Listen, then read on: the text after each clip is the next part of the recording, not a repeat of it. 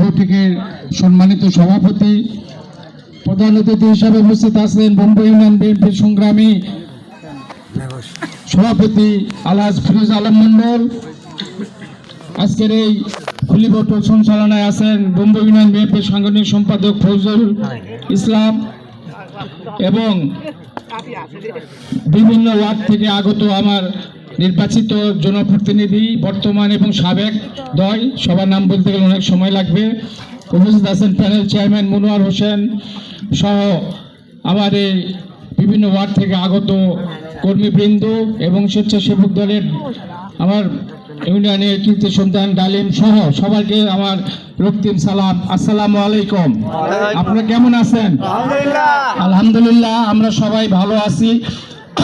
কথা অনেক হয়েছে, যেগুলো কথা হয়েছে সেগুলোর বিষয়ে আমি কথা বলবো না। অবশিষ্ট যেগুলো আছে সেই সম্পর্কে দু একটা কথা বলবো। আপনারা জানেন যে বিগত 17টি বছর আমরা কিন্তু আপনাদের খোঁজ খবর নিতে পারি নাই, কারণ আমরা মনে করতাম আমরা যেখানে যাব সেখানে একটা বিপদ হবে। কারণ এই পাড়াতে যদি আমরা আসতাম 2-4 জন, এই পাড়ার কিছু নিরীহ লোকজন সেদিন পুলিশ দিয়ে ধরে নিয়ে যেত, ঠিক না? এই কারণে আমরা আসি নাই।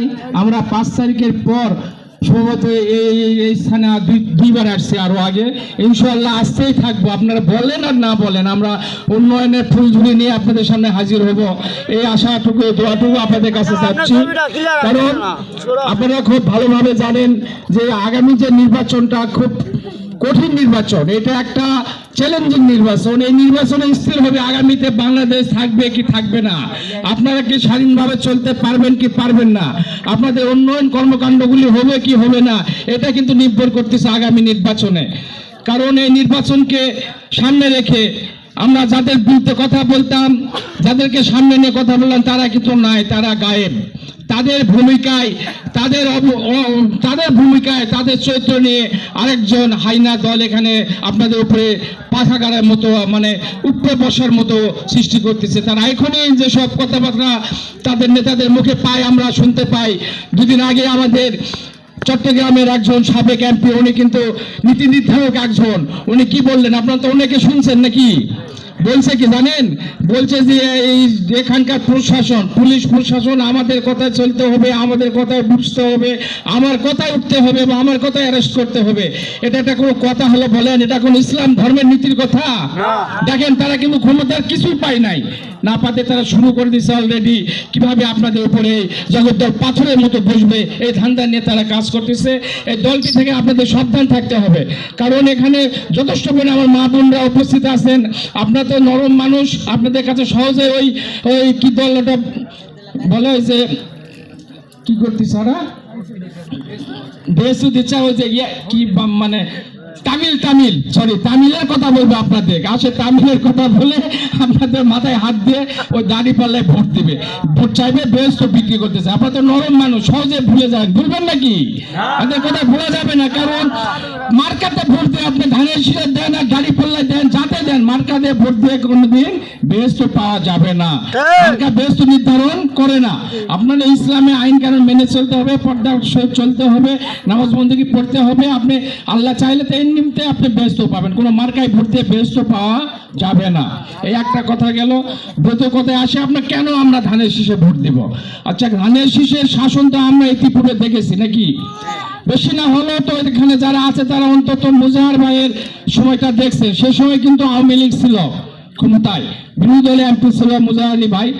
তার একটা কি সুন্দর পরিকল্পনা ছিল, দেখেন, যে ইউনিয়নের নেতৃবৃন্দকে ডেকে বলতো, ভাই আপনার এলাকায় তো আমি বিশেষ কিছু করতে পারবো না, তো আপনার উক্তিয়া মসজিদগুলো বা যে মসজিদগুলো, যে ফরকেনিয়া মাদ্রাসাগুলো, যে ছোট রাস্তাগুলো আছে, এগুলোর আপনারা লিস্ট দেন, একটাও যেন বাদ না যায়। আমরা সেগুলিতে আমার সাধ্য মতো আমি টিআর জিআর কাবি খাতে আমি উন্নয়ন করবো। সেই ধারাবাহিকতায় এখানকার মসজিদটা তো পাইছে নাকি? পাই নাই? পাইছে তো, আলহামদুলিল্লাহ। সেই দেখেন যে তারই সুযোগ্য পুত্র আপনাদের মাসুদ আল্লাহ প্রধান, যে আমাদের চোখের সামনে তত্তর করে আল্লাহ পাক তাকে উপরে উঠায় দিয়েছে। ঠিক, কিন্তু আজ ধানের শীষে প্রতীক ম্যাডাম খালেদা জিয়া, জননেতা তারেক রহমান, তার হাতে বিশ্বস্ত। এখানে 3 জন ক্যাবিনেট প্রার্থী ছিল, ধানের শীষ চাইছিল তারাও, কিন্তু এখানে সর্বদিক খুঁটিনাটি বিশ্লেষণ করে আপনাদের তৃণমূলের মতামত নিয়ে সবার জরিপ করে তাকে মনে করছে যে এখানকার এই 1 নম্বর সিট পাইতে গেলে একমাত্র মাসুদ রানা এখানকার একমাত্র যোগ্য ধানের শীষের প্রার্থী, এর দ্বারা সম্ভব এখান থেকে এই ধানের শীষকে বিজয়কে নেওয়ার, যার জন্য তার উপরে এই বিশ্বাস রেখেছে। আমরা এই বিশ্বাসের মূল্য দিব তো নাকি?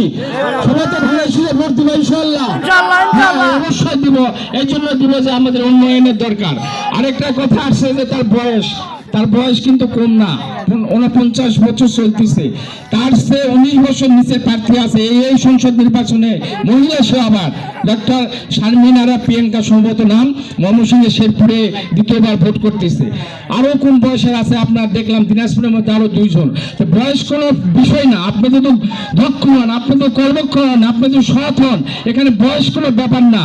বয়স দিয়ে কোনোদিন নির্বাচন হয় না, এখানে যোগ্যতার মাপকাঠিতে নির্বাচন হবে। এই জন্য আমরা মাসুদ রানা প্রধানকে তার আমাদের ধানের শীষ মার্কার প্রতীক হিসাবে তাকে আমরা ভোট দিব।